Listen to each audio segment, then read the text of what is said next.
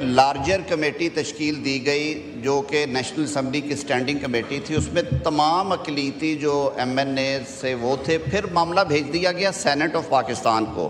Saint of Pakistan میں سر سید علی ظفر صاحب نے اس کمیٹی کی سربراہی کی اور یہ تقریباً 6 ہفتے معاملہ پینڈنگ رہا. اس میں دونوں اطراف کے جو اقلیتی سینیٹرز اور ایم این ایز ہیں انہیں بھی بٹھایا گیا.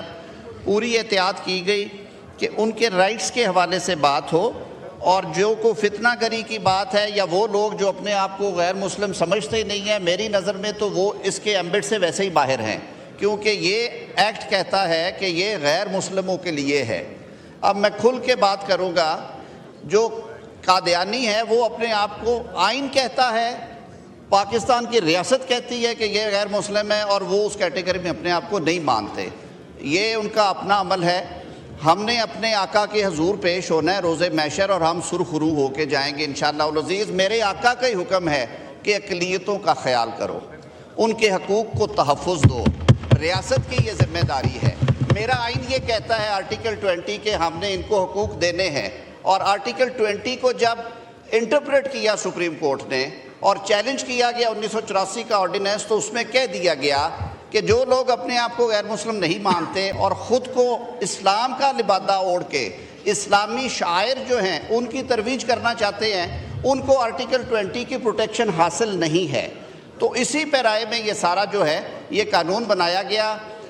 ہماری امینڈمنٹ یہ تھی کہ this act shall be treated in addition to existing laws and not in derogation, یعنی کہ جو متعلقہ قوانین اس بابت ہیں ان کی فوقیت رہے گی, اور جہاں پہ کوئی اچھی چیزیں ہیں وہ اس لاء میں سے نکل آئیں گی. یہ سر ایک فارمل پروویژن ہوتی ہے کمیشن کے. میں سر پوری طرح سے میں ایگری کرتا ہوں کہ سیکشن 35 کو ہم اومٹ کر دیتے ہیں, 36 کو ری نمبر کر کے 35 کر دیا جائے, کیونکہ یہ ایک فارمل پروویژن ہوتی ہے. رہی بات سوو موٹو کی, تو آن دا لائٹر سائڈ کامران مرتضیٰ صاحب کو اصل میں سر تھوڑا سا دکھ یہ ہے کہ وہ دوسری عدالت کا سوو موٹو کیوں ختم ہوا ہے. تو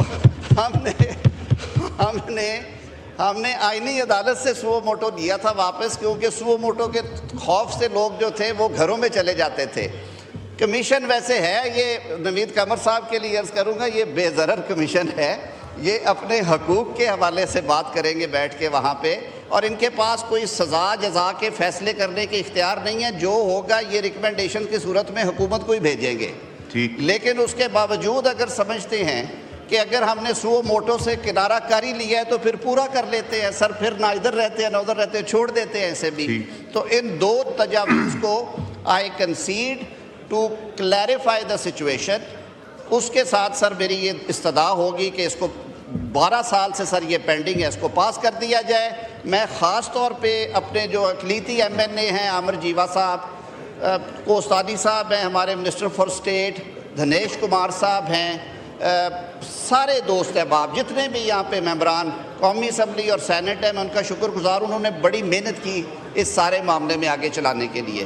ٹھیک ہے. تو سر ان وضاحتوں کے ساتھ I request this house to pass this bill sir.